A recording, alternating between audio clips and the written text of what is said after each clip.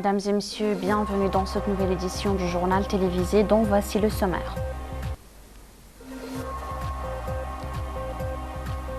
Le Premier ministre mauritanien Mokhtar Ould Ndjaye a décrié la mauvaise performance de certains projets financés de l'extérieur, les jugeant dorénavant acceptables tout en soulignant les déséquilibres qui doivent être corrigés immédiatement. Ce vendredi, au siège du ministère, le ministre de la Transformation numérique et de la modernisation de l'administration, M. Ahmed Salem Ould Abda, a pris part ce vendredi à l'ouverture d'un atelier de présentation sur la stratégie nationale en matière d'intelligence artificielle.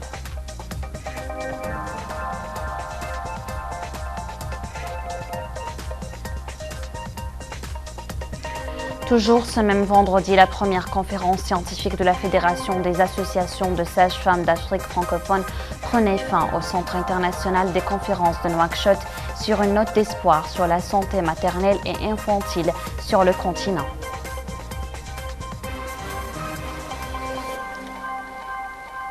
Bonsoir et ravi de vous retrouver pour partager avec vous cette édition d'information. Mais permettez-moi, avant de dérouler ce journal, de faire un flashback sur l'une des activités du président de la République, président de l'Union africaine, Mohamed Ould Cheikh El Ghazouani, qui avait ces dernières heures une délégation gouvernementale du Gabon, conduite par M. Dieudonné Loïc Ndinga Moudouma, ministre des Transports, de la Marine marchande et de la mer, envoyé spécial du président gabonais.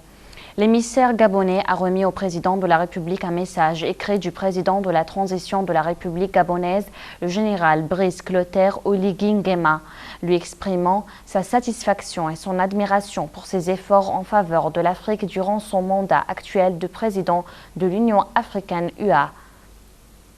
Je suis l'émissaire du général Brice Clotaire Oligui Nguema, président de la République gabonaise, qui m'a mandaté pour venir discuter avec son homologue président de la Mauritanie pour ce qui est de l'élection prochaine du directeur général de la SECNA, donc l'Agence Sécurité et Navigation Aérienne.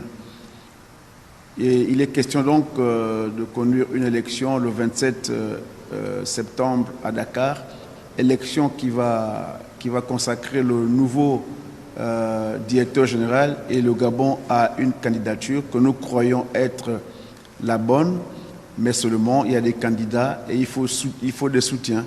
Nous sommes ici donc en Mauritanie pour requérir le soutien du chef de l'État mauritanien afin de nous aider à faire voter, à faire passer le candidat du Gabon que nous pensons le meilleur. Et nous avons discuté avec le chef de l'État qui m'a donné beaucoup de conseils, des conseils avec mon homologue aussi, ministre des Transports de Mauritanie, parce que nous pensons que la SECNA a besoin de réformes, comme le disait d'ailleurs le chef de l'État lui-même tout tantôt à l'audience. Et nous allons mettre en pratique ensemble toutes ces questions, tous ces conseils, orientations qu'il nous a donnés pour que véritablement cette agence puisse remonter, retrouver à un certain niveau, notamment au niveau de la formation, de la technologie. Donc voilà un peu ce qui a constitué l'ossature de notre entretien avec le chef de l'État. Comme je le mentionnais tantôt, le Premier ministre mauritanien Mokhtar Ould Ndjaye a décrié la mauvaise performance de certains projets financés de l'extérieur et a prévenu que ce ne serait plus acceptable, soulignant au passage les déséquilibres qui doivent être corrigés immédiatement. Ould Ndjaye a tenu ses propos lors d'une réunion avec les coordinateurs des programmes de développement de financement extérieur, au cours de laquelle il a insisté sur la disponibilité en ce qui concerne les facilités administratives et procédurales nécessaires à la mise en œuvre de ces projets. Le moment est venu de surmonter ces difficultés, a déclaré le Premier ministre, qui a instruit les coordinateurs des programmes de soumettre des rapports urgents sur l'état d'avancement des travaux, soulignant que les délais restants ne laissent plus de place à la complaisance. Il a ajouté que le gouvernement adoptera une nouvelle approche basée sur un suivi rigoureux et rapproché de tous les projets afin de contrôler les indicateurs d'amélioration de la performance et l'avancement de la mise en œuvre matérielle et financière dans les meilleurs délais. Durant ce même conclave contre la corruption et la gabegie, le comité ministériel chargé du pilotage de la mise en œuvre de la stratégie nationale de lutte contre la corruption, constituée par décret pris lors du Conseil des ministres du 11 septembre 2024, dont le comité technique a été installé, qui compte parmi ses membres des représentants du secteur privé et de la société civile, a décidé d'introduire la numérisation afin de maîtriser et suivre les biens déclarés par les responsables gouvernementaux. Cette décision a été prise lors de la réunion de cette instance jeudi, présidée par le Premier ministre Mokhtar Ould-Ghil. La réunion a également permis de prendre des décisions sur la périodicité des réunions de la commission conformément au décret régissant ses travaux. L'inspecteur général de l'État, Sidi Mohamed Ould Bouaïda, a déclaré à l'issue de la rencontre que le comité a demandé l'amendement du décret relatif à l'inspection générale de l'État afin de s'assurer qu'un rapport annuel sur ses activités est préparé et publié au public, renforçant ainsi la transparence et l'obligation de rendre des comptes.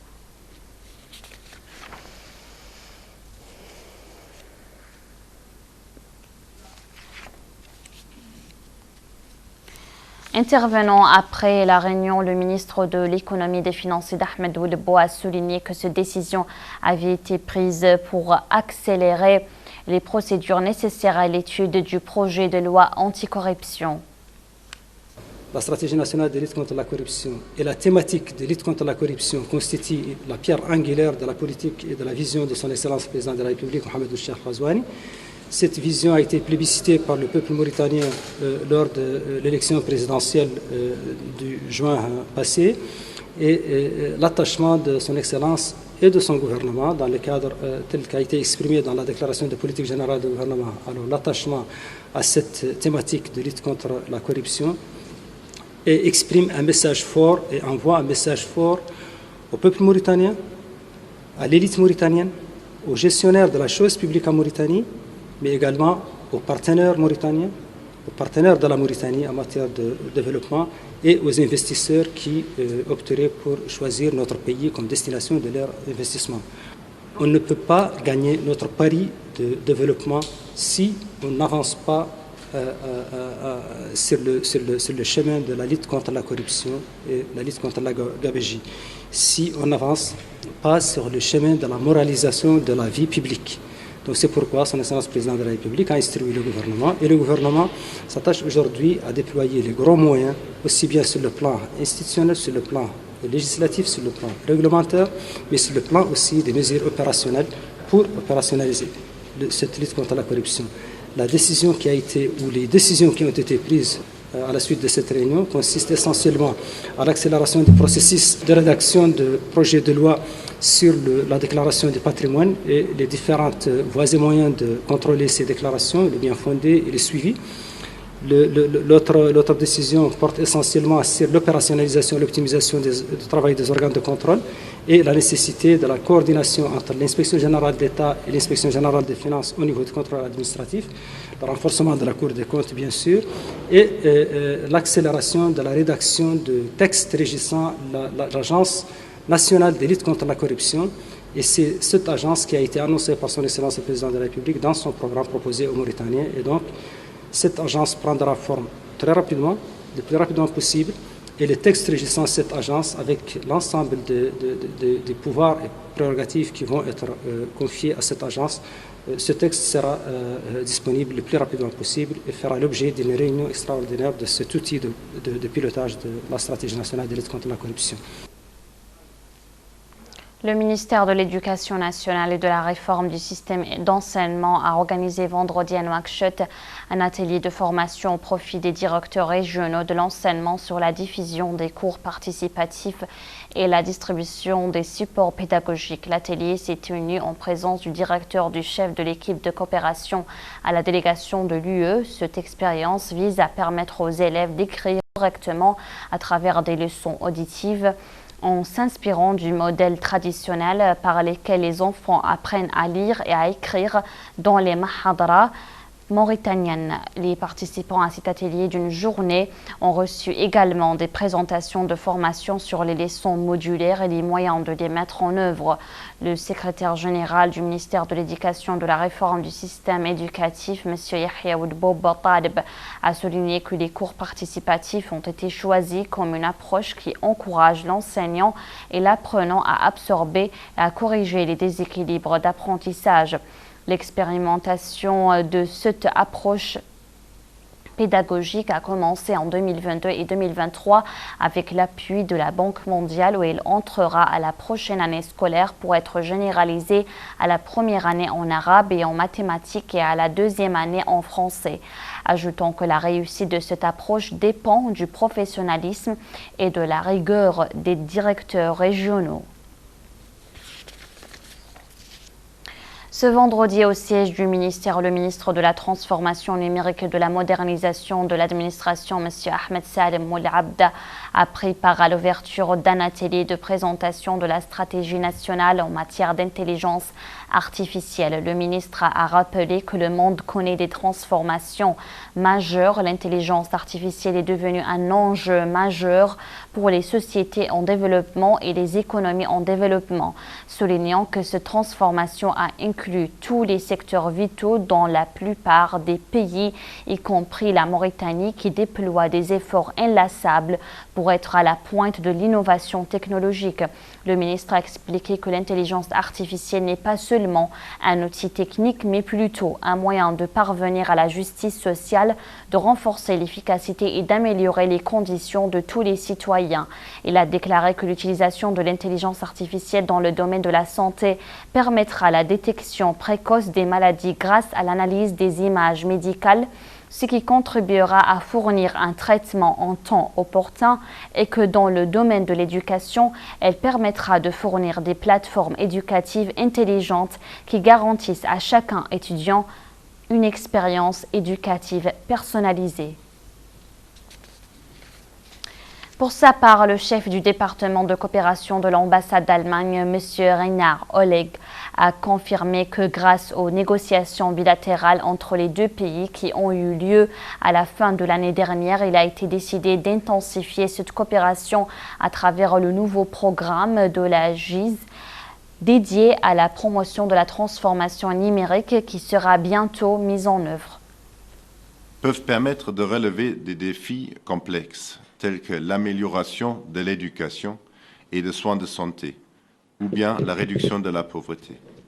Dans un pays comme la Mauritanie, qui peut être un pont entre différentes cultures dans une région très fragile, une utilisation responsable et inclusive de l'intelligence artificielle est d'autant plus importante. Je tiens donc à vous féliciter pour la finalisation de cette compréhensive stratégie nationale de l'intelligence artificielle qui place les citoyens mauritaniens au centre. On ouvre à présent notre focus hebdo de la semaine.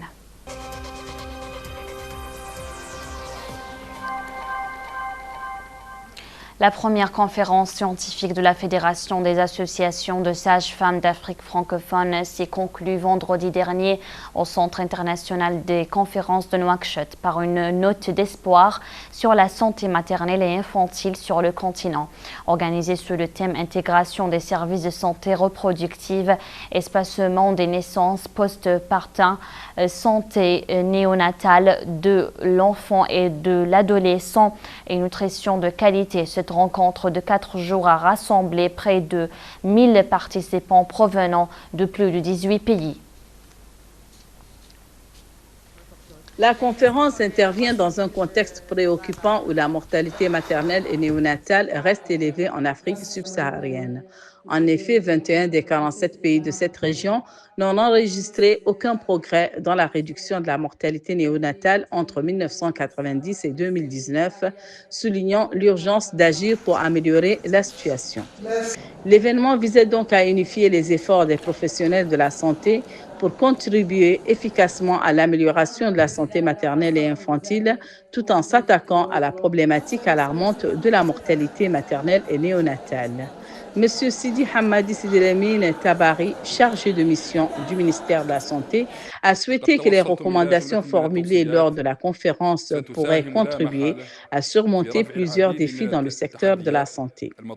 Dans ce cadre, la présidente de la Fédération, Mme Annie Antounès, a souligné l'importance d'autonomiser les sages-femmes en leur accordant un statut adéquat pour qu'elles puissent exercer pleinement leur métier. Donc, je voudrais donc vous prier que c'est en étant unis, c'est l'union qui fait la force. Seuls, nous ne pouvons rien faire. Mais en équipe, nous tous, nous pourrons aller de l'avant. Et je voudrais vous rassurer que l'Afrique francophone a besoin de se faire entendre. Elle a besoin de se soutenir par les premières dames et les présidents et même le ministère de la Santé. Donc, je vous prie donc de soutenir les associations reconnues, de soutenir la mise sur pied d'une seule association. S'il y a beaucoup d'associations dans un pays, encouragez-les à se mettre ensemble et valoriser l'Afrique francophone, valorisons l'Afrique tout entière pour que les mères, les jeunes filles ne meurent plus en donnant la vie, pour qu'elles puissent donner la vie en souriant, mais pour qu'il n'y ait plus la vie avec tristesse. Car la sage-femme, elle est là pour donner la vie, et il y a la vie, il doit avoir la joie. Est-ce que c'est pas ça? Voilà, donc si nous donnons des vies, on doit développer la joie, on doit développer aussi la sécurité même dans la profession. Et donc, l'autre chose, c'est que les conditions de travail des sages-femmes ne sont pas... Dans tous les pays, elles ont des soucis dans les conditions de leur travail. Leur salaire, vraiment, ne leur permet pas parfois d'avoir le minimum. Et donc, que la situation des sages-femmes dans nos différents pays puisse être revue, qu'elles puissent être soutenues et qu'elles puissent, au moins dans le travail spécifique qu'elles font, qu'elles puissent être relevées au niveau qu'elles méritent vraiment. Donc, sages-femmes d'Afrique et du monde, je voulais m'arrêter ici pour dire que ce n'est pas un discours, je n'ai pas préparé quelque chose, mais pour vous dire que nous vous aimons tous et nous remercions la Mauritanie qui nous a accueillis, nous remercions la présidence de la République et notre marraine, je crois que vous l'avez dit à l'entrée, la première dame, vous allez l'ovationner parce qu'elle a accepté d'être notre marraine. Les recommandations qui ont émergé de la conférence portent notamment sur la nécessité de renforcer les capacités des sages-femmes et de mettre en œuvre des programmes de santé intégrés au sein des pays membres.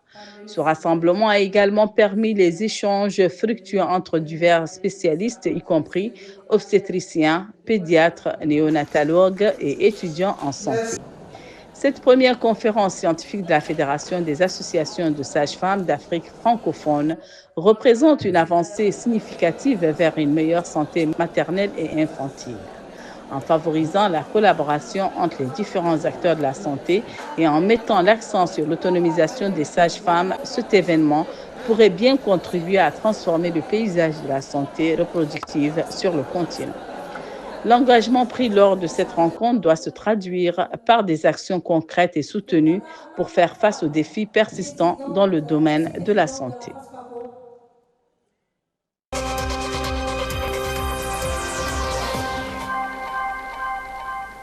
On ouvre une lucarne politique dans cette édition pour revenir sur le Conseil national de l'UFP qui vient de sortir de son conclave où il fut question de débattre notamment sur la restructuration et le rajeunissement de la vieille chapelle de la sphère politique mauritanienne en prélude à son prochain congrès prévu en 2025. 2 résolutions saillantes ont été arrêtées comme le déclare à notre micro son secrétaire général Bakary Ouagué. À l'issue donc des travaux des commissions, le Conseil national a aussi demandé à mettre en place 2 résolutions phares. La première résolution a trait à la situation en Palestine. Comme vous savez, nous sommes dans une période d'une forte crise dans cette partie du Moyen-Orient et la deuxième résolution a trait à une crise que nous vivons ici en Mauritanie, dont les populations en souffrent extrêmement, c'est la crise de l'eau. Vous savez qu'au niveau de Nouakchott singulièrement, mais dans d'autres villes en Mauritanie, la question de l'eau est devenue une question récurrente pratiquement depuis quelques années, où en période de grande chaleur, les populations ont de la peine à pouvoir trouver le précieux liquide. Durant cette rencontre préliminaire avec la presse, le président du parti Ahmed Mouloud enfonce le clou sur les problématiques sociétales du moment en mettant le doigt sur certaines plaies qui rongent la société et qu'il faut avoir le courage de reconnaître pour pouvoir l'éradiquer. On a constaté que la prolifération de la drogue partout dans notre pays. Ce n'est plus des capitales, Nouakchott ou Nouadhibou, qui sont les lieux de trafic, de la vente de la drogue et de la toxicomanie, même les régions intérieures, même le monde rural. Et vous êtes au courant des saisies qui ont été faites à nos frontières, partout, au sud comme à l'est. Mais le plus grave aussi, c'est que la prolifération de la drogue dans les quartiers populaires a engendré l'explosion de la criminalité enfantine et juvénile. Les meurtres sont quotidiens maintenant. Ça, c'est une manifestation de cette invasion de la drogue. Donc pourquoi le gouvernement n'a pas pris en considération cela? Pourquoi il ne le met pas, on n'en fait pas une priorité? D'autant plus qu'on sait que les réseaux de la drogue, lorsqu'ils veulent s'emparer d'un pays, ils ne font pas comme les terroristes. Ils ne sont pas visibles là-bas, on peut les combattre, non. Eux, ils font une invasion silencieuse. Et ils s'emparent de l'État de façon silencieuse. Comment? Par la corruption, par le chantage, par la loi du silence, ce qu'on appelle l'omerta. Et ainsi, ils ciblent ceux qui sont censés les combattre, c'est-à-dire les services de sécurité. C'est la première victime des réseaux de la drogue. Un mot de sport pour terminer avec le FC Tavraghzena qui a remporté ce vendredi 20 septembre au stade olympique pour le compte de la deuxième journée le classique face au FC Nouadhibou grâce à une réalisation de Ahmed El Mokhtar. Ce succès de prestige permet aux Galactiques de mettre fin à une longue série de revers. Sur les 16 dernières confrontations entre ces deux formations, les Oranges étaient crédités de 10 victoires et de 6 nuls. Cette deuxième victoire place le FC Tavraghzena provisoirement en tête du championnat. Cette information sur la D1 constitue la dernière page de ce journal, mais avant de nous séparer, voici le rappel du sommaire qui l'a composé.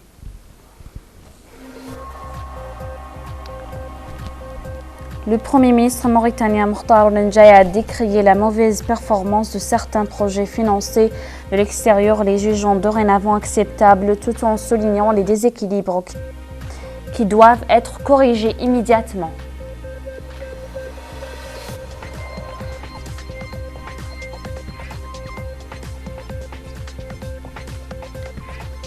Ce vendredi au siège du ministère, le ministre de la Transformation numérique et de la modernisation de l'administration, M. Ahmed Salem Ould Abda, a préparé ce vendredi à l'ouverture d'un atelier de présentation sur la stratégie nationale en matière d'intelligence artificielle.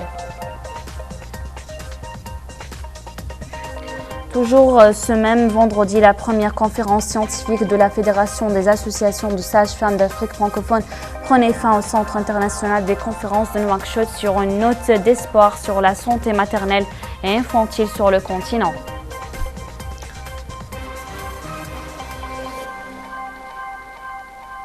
Mesdames et messieurs, ainsi se referme cette édition. Vous pouvez la revoir au cours de sa rediffusion à minuit ce soir ou la consulter sur notre page électronique dont le contact s'affiche au bas de l'écran. Bon week-end.